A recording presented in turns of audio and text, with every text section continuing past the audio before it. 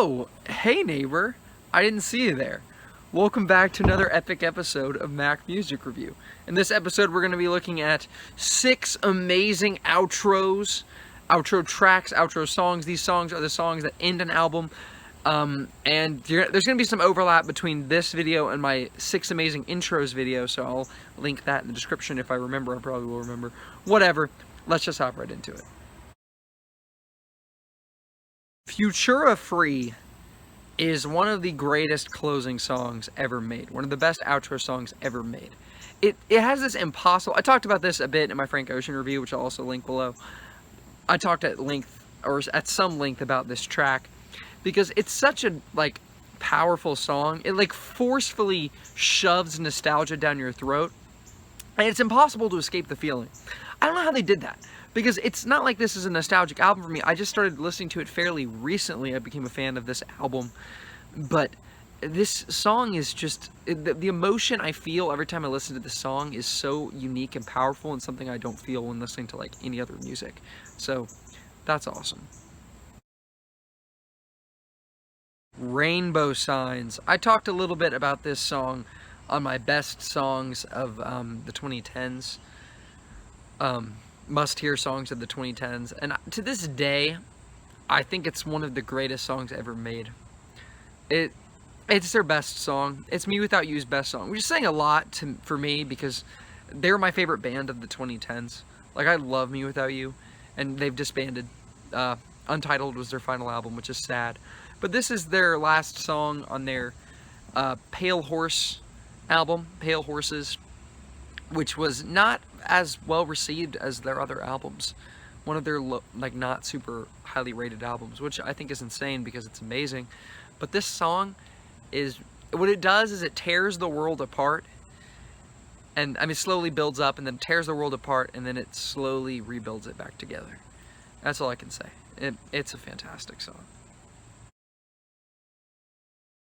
Speaking of tearing the world apart and building it back together, In 20 Years or So is about the end of the world, the last song on Pure Comedy, and I just have to say how perfect this song and is in the context of the album.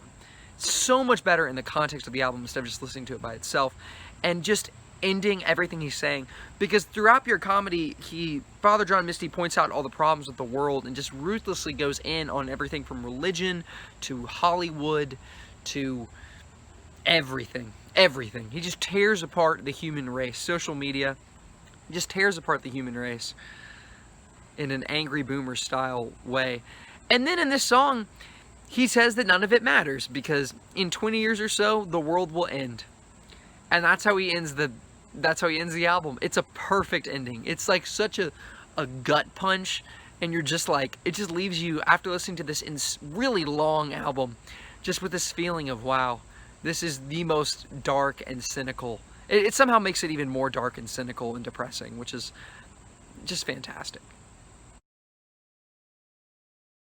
And, yeah. This song, Goner, by 21 Pilots, is one of the best 21 Pilots songs, if it's not the best 21 Pilots song. It's kind of fantastic. I kind of love it. It's very, very emotionally potent.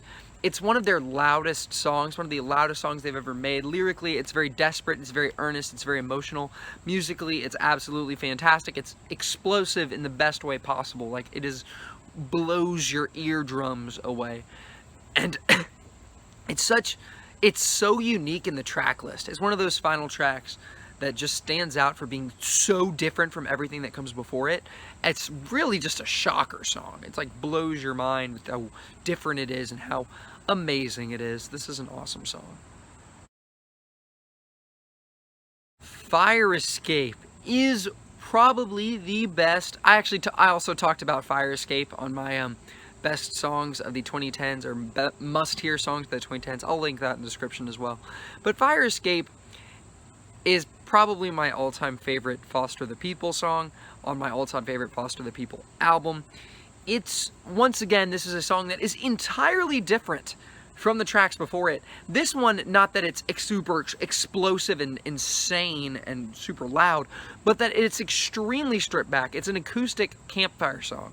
It literally sounds like he's playing this like at a campfire with just a guitar and his vocals, and that's it. Which is insanely different from everything else they've done. They're a very maximalist band. They have so much going on at their production. Like their music is very noisy and very complicated. Their production on Foster the People songs, just like really noisy is what you expect, and like a lot of different stuff going on. And this is the exact opposite of that, and it is perfect. Last but certainly not least is the song Butterfly by Weezer. Butterfly by Weezer is not just one of the best Weezer songs, it's also one of the best songs ever made. It's especially good though, you really have to listen to it. It's one of the best songs ever made, but not independently.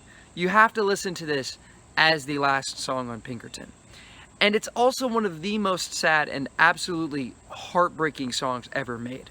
Like, it's so hard to not, like, feel heartbroken when listening to this song. Like, it's so stinking raw. The lyrics and the music is so raw and so powerful and so uncomfortable. It's, man, this is a fantastic song, but it's tough. And that's all I got for today. I'll probably, in the future, I'm sure I'll do another one of these. But yeah, stay tuned for the next video where I talk about a little Cardi B, Megan Thee Stallion collaboration. You may have heard of it. It's called WAP. WAP? WAP? W-A-P. I wonder what that's about. It sounds interesting. I'll have to find out what's going on with that song, man. Maybe it's really good. I like Megan Thee Stallion. I like Cardi B. Let's check it out in the next video. Have a great rest of your day.